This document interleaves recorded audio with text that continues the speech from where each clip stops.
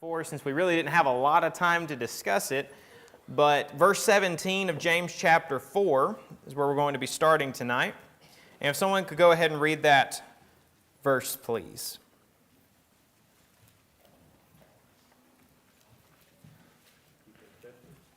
What was it? Yeah, 17. Mm-hmm. This I say, therefore... Oh, never mind, I'm in the wrong chapter. That's all right. Been there before.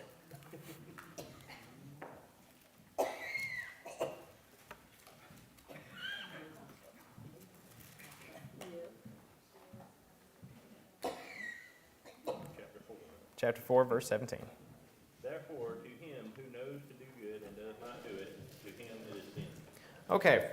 Therefore, to him that knoweth to do good and doeth it not, to him it is sin. What do you kind of think James is trying to get at with that statement? To him that knoweth to do good and doeth it not, to him it is sin. What does that sound like? You know better. That's a great way of summing it up. You know better. Does God tend to be more harsh on people who know what they should be doing or who have been trained in what their Christian living or godly living is supposed to be? It tends to be yes. It tends to be that way. And what verse tends to come to mind when we say that of God being more strict with those who should know better? I think degrees of punishment. Degrees of punishment, that's definitely one aspect of it, but... Chapter 3 and verse 1 is one passage. Chapter 3, verse 1, if you could go ahead and read that for us. Be not many of you teachers, my brethren, knowing that we shall receive a heavier judgment. Be not many masters, King James, knowing you shall receive the greater condemnation. God is holding teachers to a higher standard. Why? Why is that? He goes on. Okay, well, we'll start here and then we'll go here. He goes on in that context to talk about the tongue, and it seems like what he's saying is basically if you lead people astray, there's a lot of weight behind teaching, and there's a lot of potential damage that can be done. Absolutely. For those who couldn't hear, there is a very firm approach to leading people astray. And it's not just in the area of preachers either. It is also in the area of leaders in general. When there was a rebellion in the Old Testament, when Korah and his followers were trying to stand up against Moses, they were coming in. Korah said, I can do a better job than Moses can do. What happened to Korah and his followers? The earth opened up and swallowed them. God was making a very firm stance on this is not allowed. This is not going to be acceptable.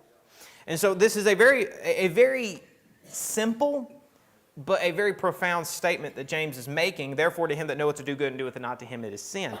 If I know better, if I know I shouldn't be doing this and do it anyway, not only am I possibly leading other people astray, such as James chapter 3, verse 1, not only might I be laying a stumbling block before others, which Jesus said it's better for a millstone be hung about your neck and cast into the sea than be a stumbling block, but also it is violating my own conscience, making it easier for me to do it the next time, easier to continue to follow these wrong paths. So it's really, there's a lot of different avenues we can go to really delve into this subject here, but for sake of time we can't go into it. But just keep this in mind as a simple understanding of this. If I have been trained, if I have an understanding of the Word of God and I'm trying to teach others, I'm going to be held responsible for what I do. Even if I'm not a teacher, even if I'm not a leader, I'm still going to be held responsible for what I do. And remember the context of what's taking place here.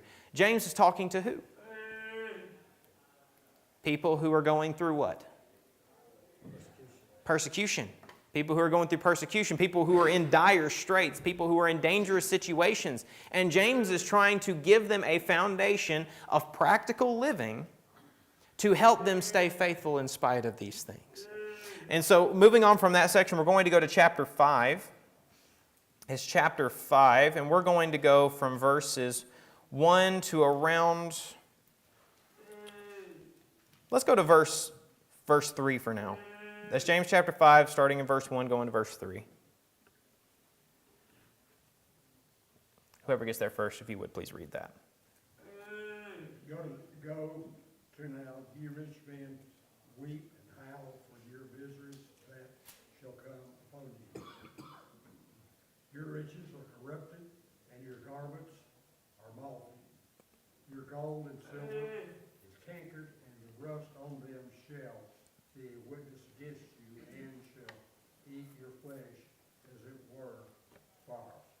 You have heaped treasure together for the last days.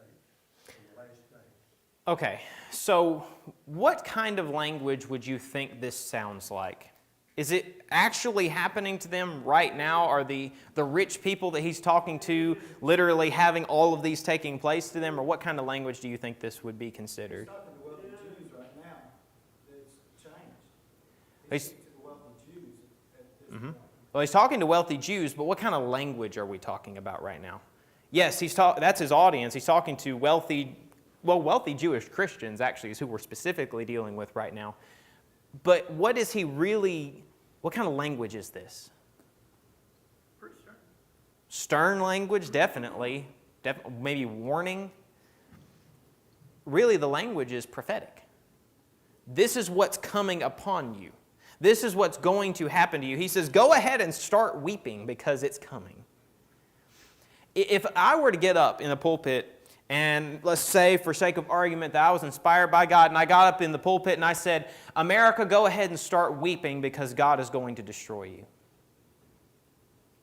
That's something we've heard consistently throughout the Scriptures because we hear it in the prophets, the minor prophets, the major prophets. We hear it with Moses and talking about the nations that were around him. We hear about Joshua talking about that, or God talking to Joshua about the nations in Canaan. It's not something we're unfamiliar with. It's something that we've seen before. This is a warning, not that you can avoid this, but it's a statement of this is coming upon you and this is why it's coming upon you. So he says, go to now, ye rich men, weep and howl for your miseries that shall come upon you. He says, your riches are corrupted. Now this is a really fascinating sentence structure here because this is not something that we do in English. In English, if we're talking about something in the future, what would we say in that sentence? What would we say if we're talking about something future? It will be. Your riches will be corrupted. So why is he saying are as in they currently are? It's as sure as it currently is. Bingo. It's as sure as if it's already happening. God is bringing this condemnation on you, and it's as good as done. That's what he's saying here. He says, your riches are corrupted. Your garments are moth-eaten. Your gold and silver is cankered. Now, what does that word cankered mean?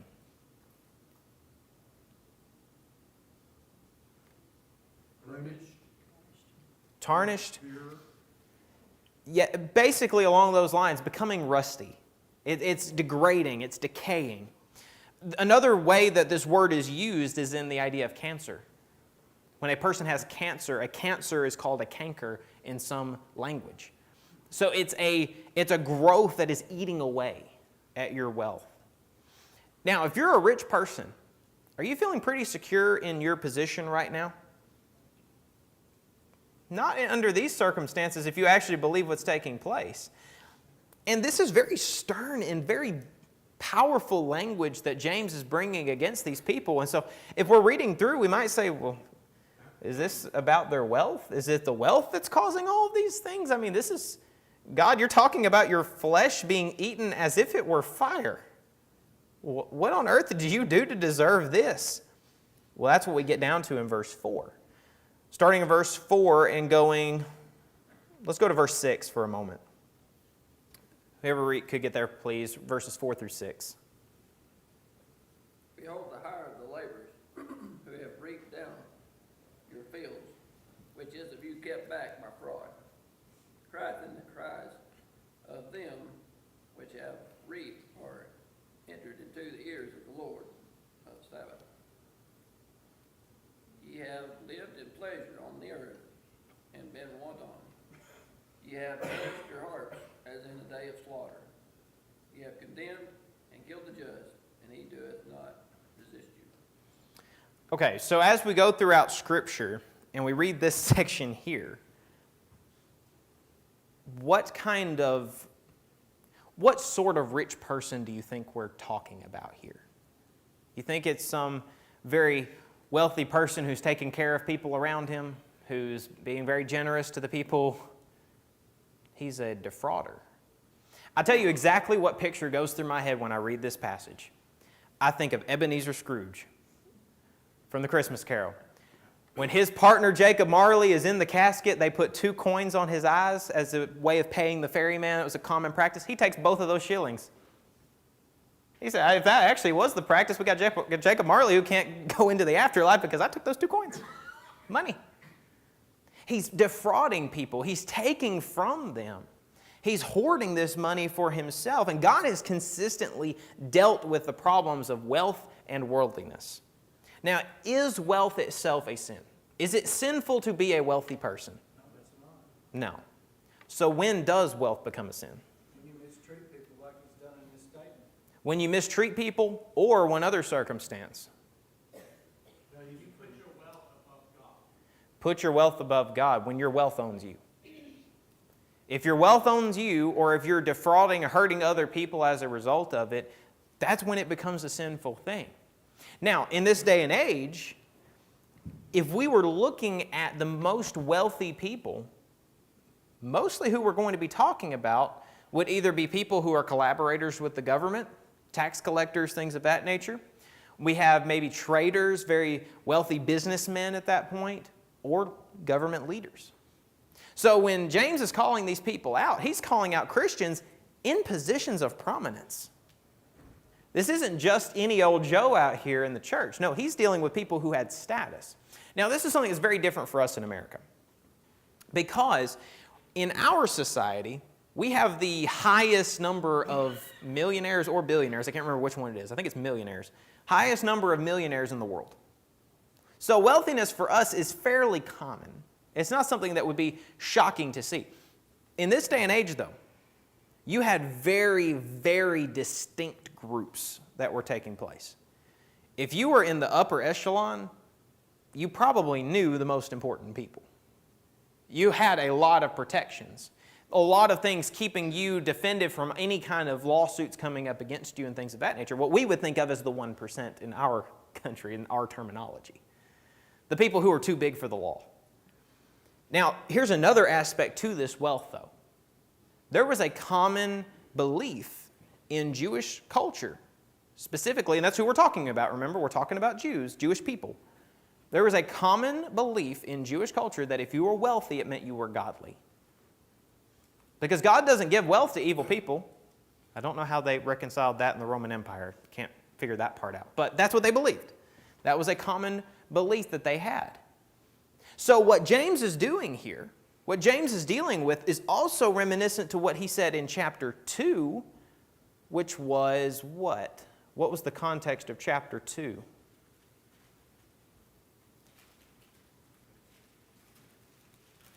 Being a respecter of persons. Based on what? Specifically, what was dealt with there? What was he saying? Be not a respecter of persons based on what? Their riches.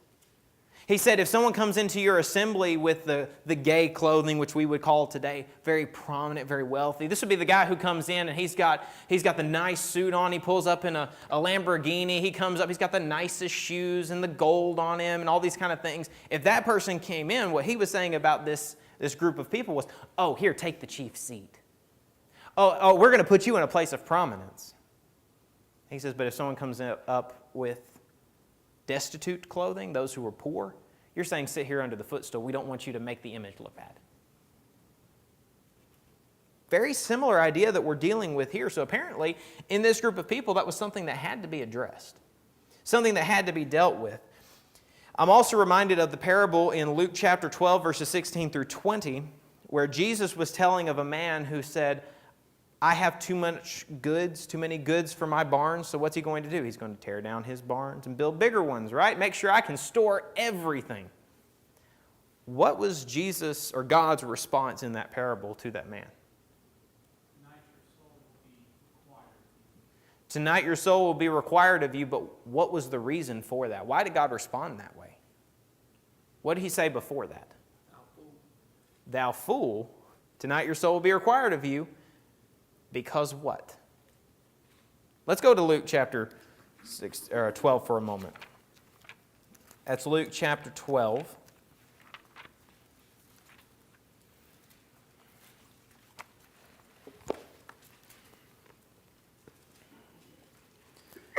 Let's skip down to verse 19. So this is the rich man's response to everything. He said, "And I will say to my soul, soul, you have ample goods laid up for many years. Relax, eat, drink, be merry." Okay, so what kind of attitude are we seeing right off the bat? Everything's good. Everything's good. I got everything I could want. I can relax, I can eat, drink, and be merry because I have everything I could ever want. I've got it stored up for years. But notice what he says, verse 20. But God said to him, "Fool, this night your soul is required of you, and the things you have prepared, whose will they be? So is the one who lays up treasure for himself and is not rich toward God." What was that rich man saying about his life? He was saying, my life is protected by my riches. My comfort, my goodness, everything about me is taken care of because I'm wealthy. And what God was saying is, when your soul is required of you, when you die tonight, how much does that wealth protect you? How much does all that do for you? God has been constantly trying to help turn our attention away from security in the world. And we might think, well, that's because God doesn't want us to be prideful, God doesn't want us to be covetous and all those kind of things, and that's definitely true. But let's add another thing to that list as well. If I knew for a fact, let's say, I'm just going to use my truck for an example. Those of you who know how my truck situation has been, you're going to laugh at this, but if you were driving a 2006 Nissan Titan, and there's a statement that came out, if you were driving a 2006 Nissan Titan, specifically the white ones, if you're going down the road, your drive shift, all that all is going to break apart. I don't even know what I just said out there, but everything's going to fall apart. Your engine's going to fall in pieces as you're driving down the road. And your preacher has a 2006 white Nissan Titan. What are you going to tell me? I would hope. What are you going to tell me? What some of you have already been telling me. Get rid of that and get a new one. Get rid of it. Get something else. Why? It's dangerous. It's not reliable. You can't hold on to that. God is telling us, don't put your security in the world. Why? The world will fall apart one day. The world can't protect you from death, no matter how hard it tries. The best weapons won't keep your country from falling. The best medicine won't keep you from getting sick and dying. The best wealth that can be accumulated will one day fall apart. You should rather put your confidence in God, which is exactly what we read in the end of chapter 4, right? We ought to say, if the Lord wills, we will do this or that. So going on with this point here and skipping down a little bit farther, we see how this is all played together, how God is dealing with these people. And he says, "Behold, the wages of the laborers who mowed your fields, which have you kept back by fraud, are crying out against you. And the cries of the harvesters have reached the ears of the Lord of hosts." What he's dealing with here is he's telling them, if you are responsible for somebody, you've made an agreement to these people to take care of them, to pay them for their services. You kept it back. You have defrauded them, and their cries come to my ears.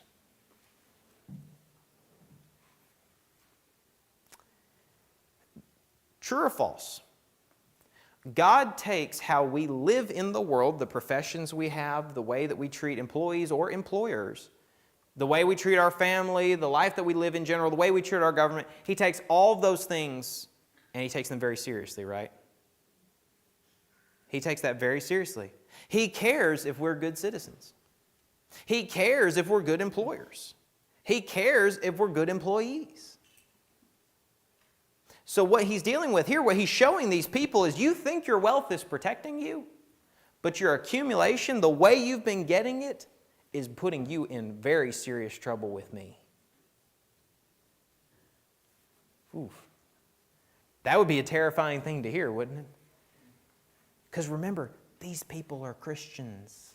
Well, the first 6 verses Mhm. we're looking at right here, he's talking to unsaved Christians right here. What was that? He's talking to unsaved Christians because he doesn't use this key phrase, brethren, like he does in the other chapters. He says, brethren. He starts this chapter, ye rich men.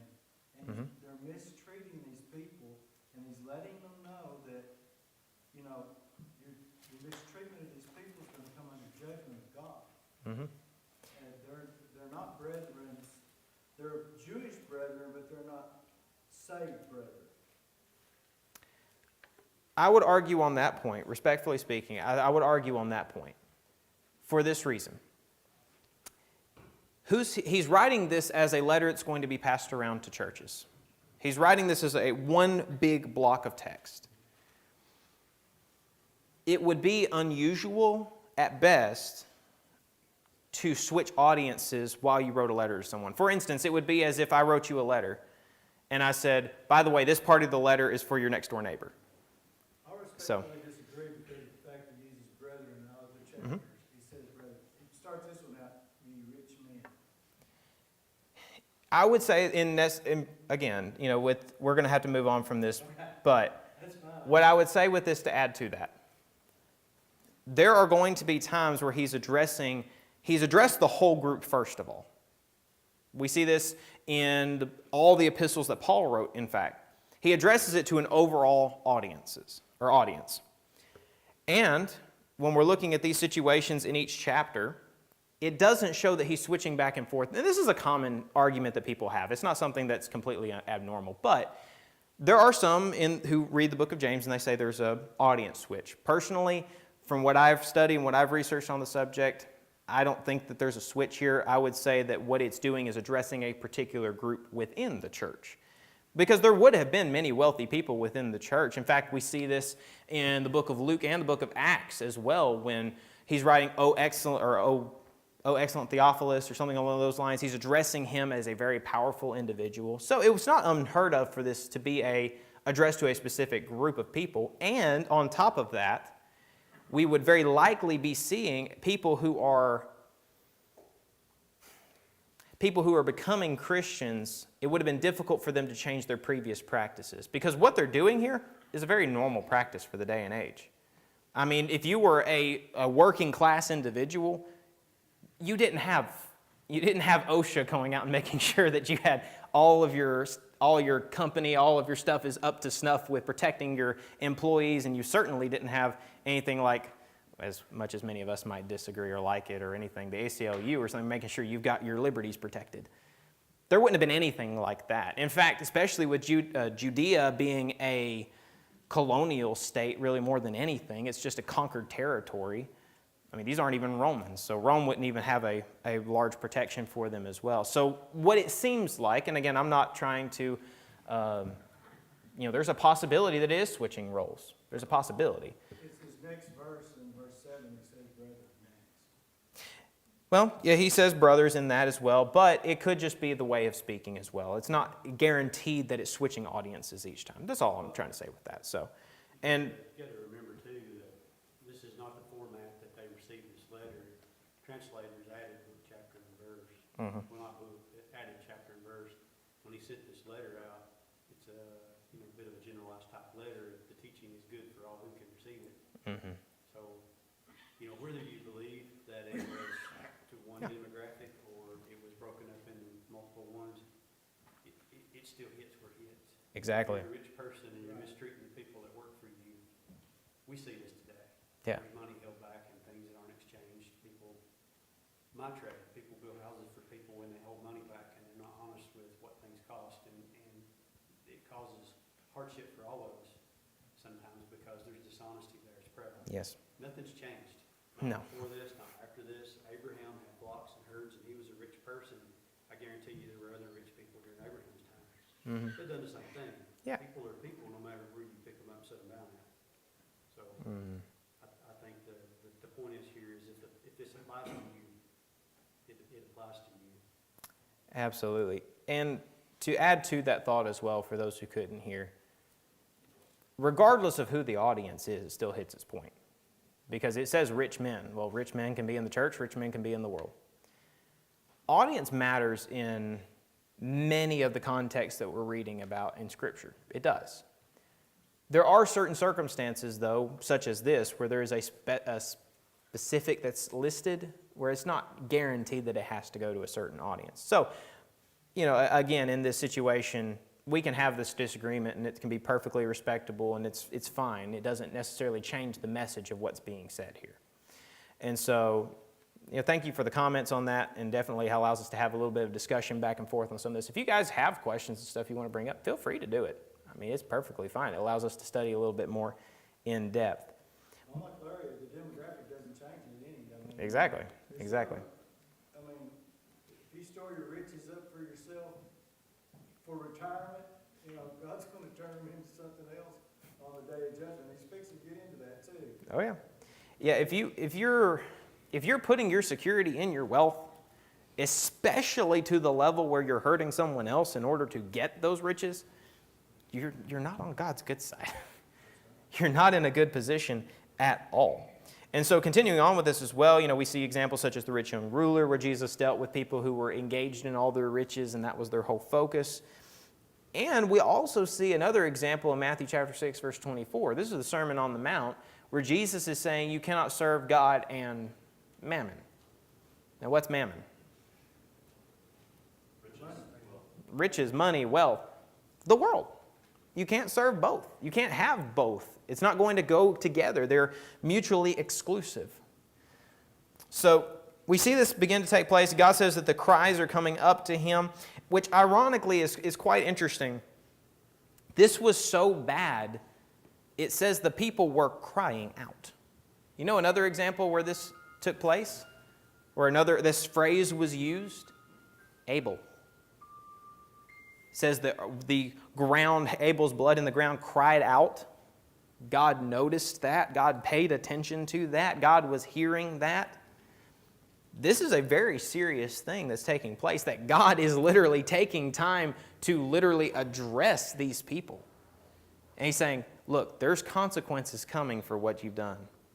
So let's keep going with this as we try to hurry through. We are rapidly running out of time.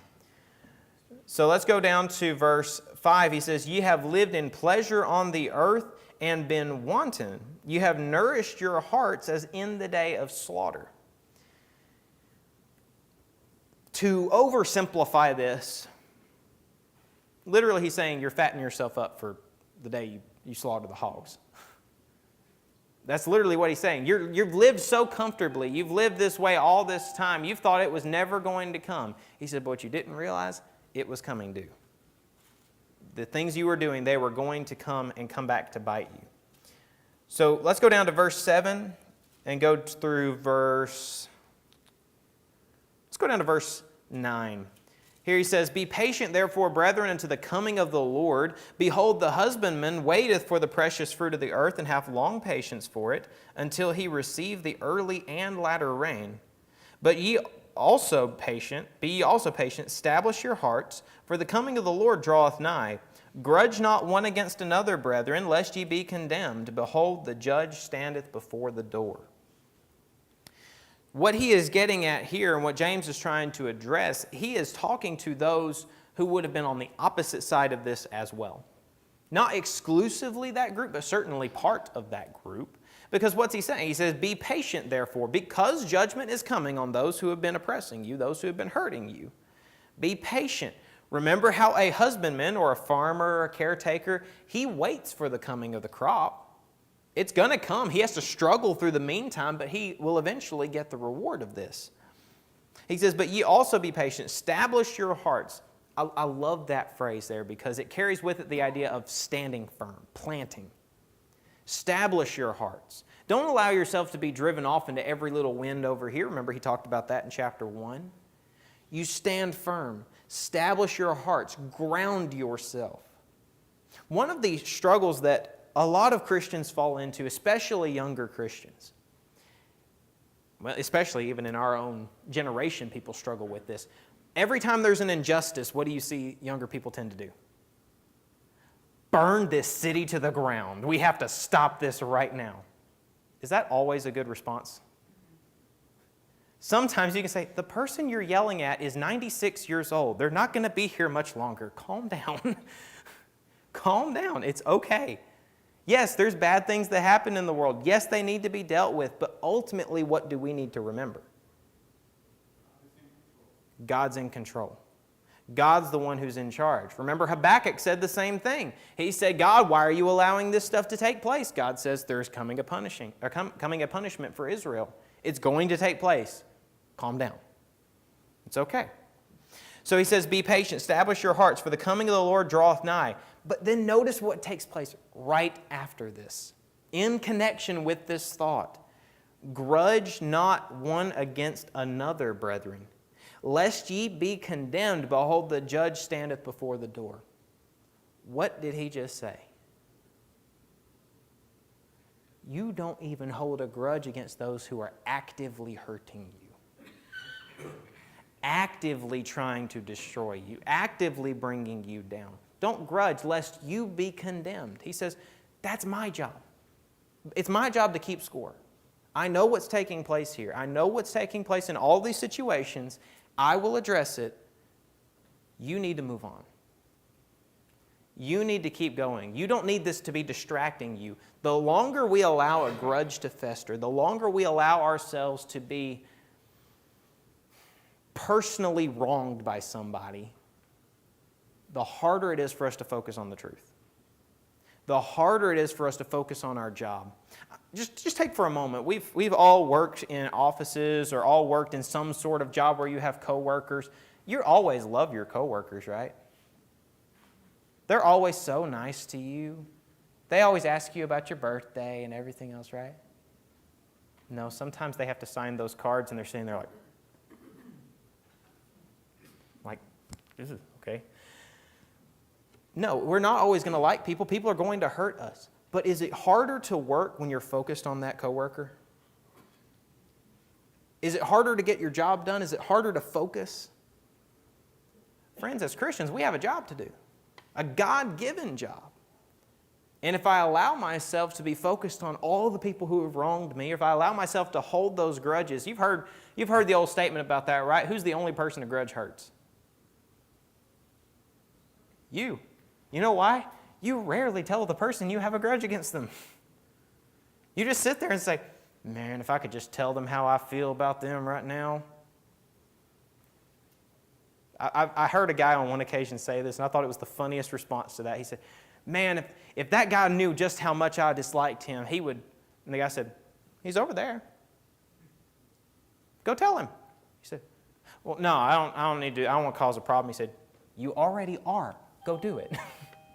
So that's something that has to be held in mind with the situation, but this is far more than just someone doing a personal wrong against you. This is literally people's lives being affected by this. So keep that in mind with this section. We're going to pick up in verse 10 next week and hopefully finish out the chapter. Thank you so much for your attention. You are dismissed.